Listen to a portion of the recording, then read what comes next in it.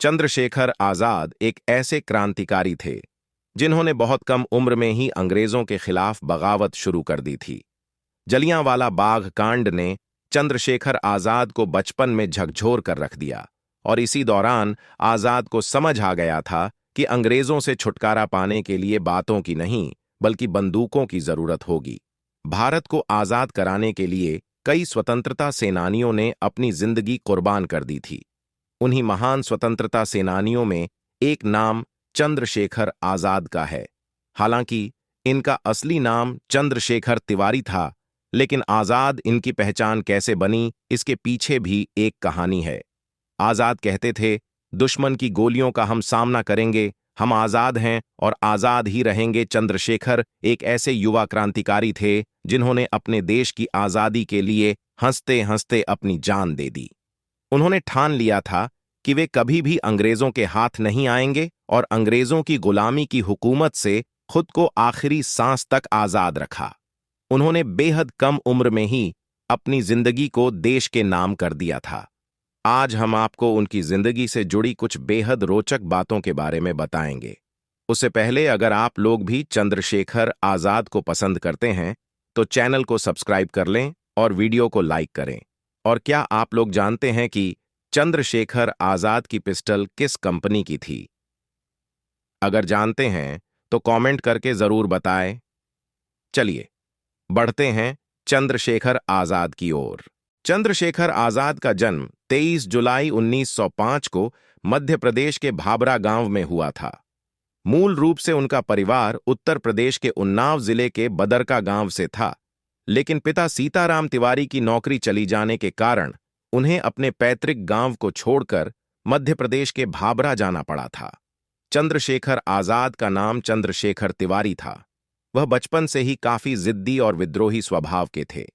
चंद्रशेखर का पूरा बचपन आदिवासी बाहुल्य क्षेत्र झाबरा में ही बीता था। यहां पर उन्होंने बचपन से ही निशानेबाजी और धनुर्विद्या सीखी। लगातार मौका मिलते ही वो इसकी अभ्यास करने लगे, जिसके बाद यह धीरे धीरे उनका शौक बन गया। पढ़ाई से ज्यादा चंद्रशेखर का मन खेल कूद और अन्य गतिविधियों में लगता था। जलियांवाला बाग कांड के दौरान आजाद बनारस में पढ़ाई कर रहे थे। इस घटना ने बचपन में ही चंद्रशेखर को अंदर से झकझोर दिया था।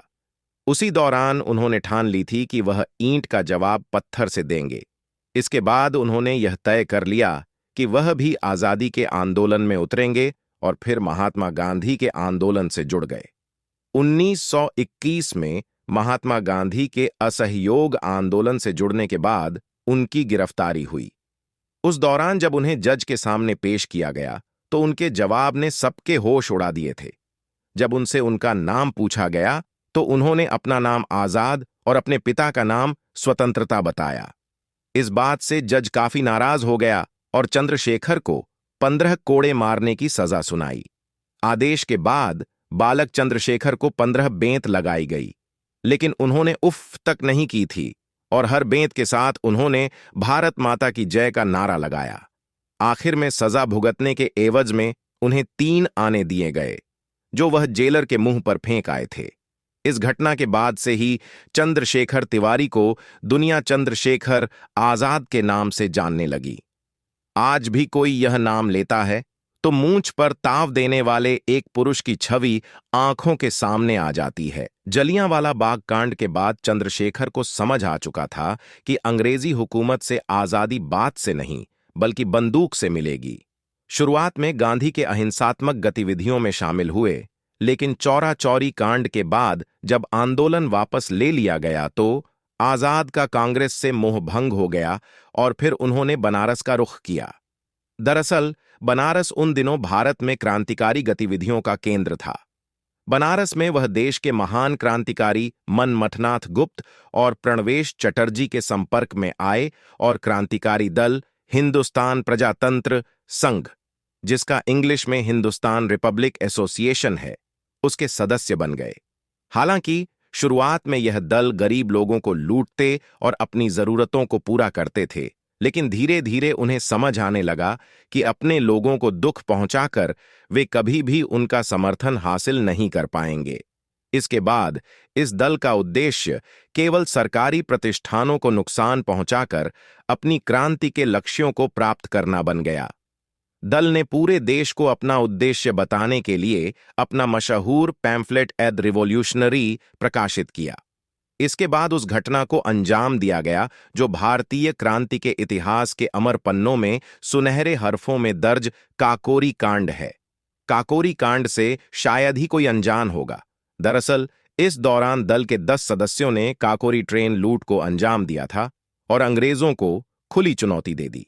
इस कांड के लिए देश के महान क्रांतिकारियों राम प्रसाद बिस्मिल, अशफाक उल्ला खां, राजेंद्र नाथ लाहिड़ी और ठाकुर रोशन सिंह को फांसी की सजा सुनाई गई थी।